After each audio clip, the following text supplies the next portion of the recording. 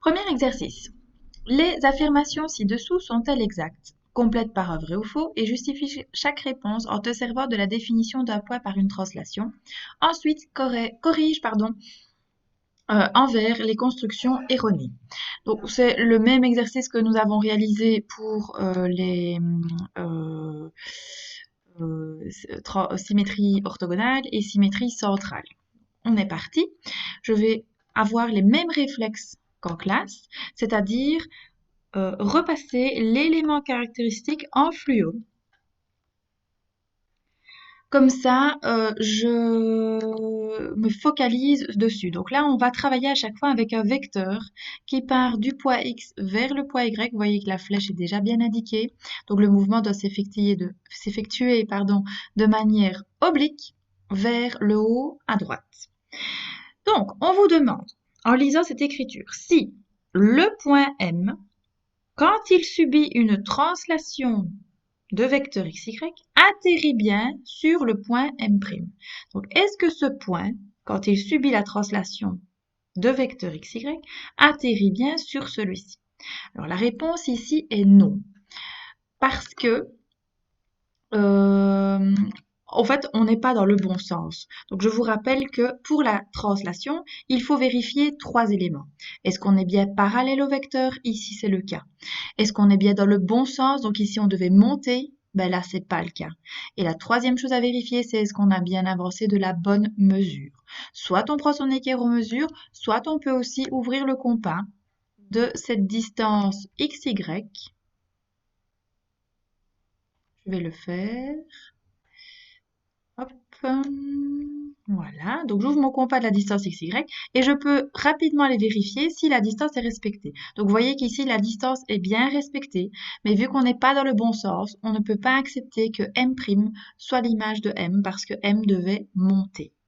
Donc, soit on l'écrit en français en faisant un long blabla, soit on peut l'écrire au niveau mathématique. Donc, au niveau mathématique, on écrira que on a travaillé avec un vecteur en majuscule, yx, et non avec un vecteur xy. Donc là, je fais une partie avec le texte et une partie avec mon stylet.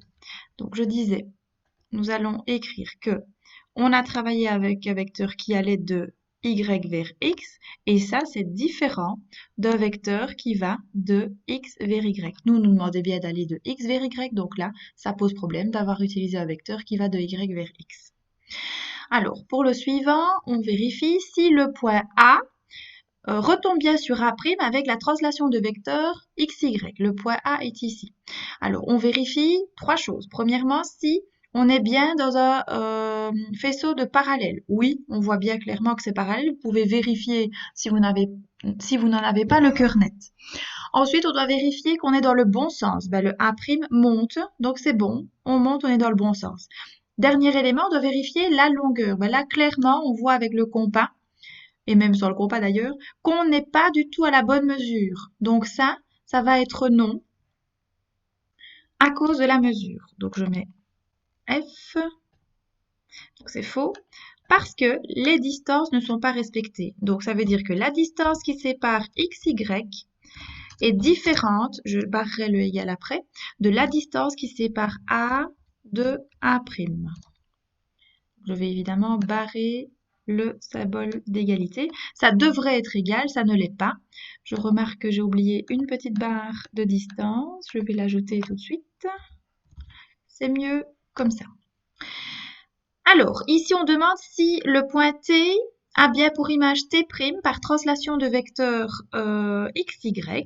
Donc, on vérifie si on est bien dans un faisceau de parallèle, c'est oui. On vérifie si on est bien dans le bon sens, ça monte, c'est oui. Et on vérifie si on a la bonne mesure. Vous voyez, j'ai pas touché au compas, c'est oui. Donc ici, c'est un vrai. Et je vais valider ça en justifiant les 3 éléments à vérifier.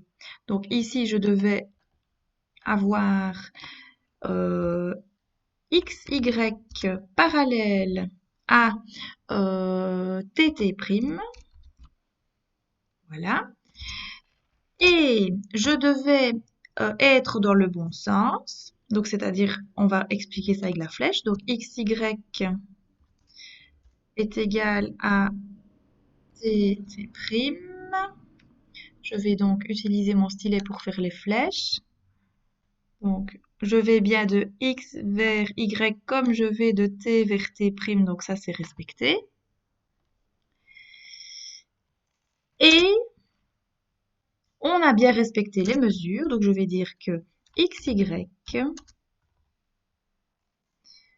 a la même mesure que t'.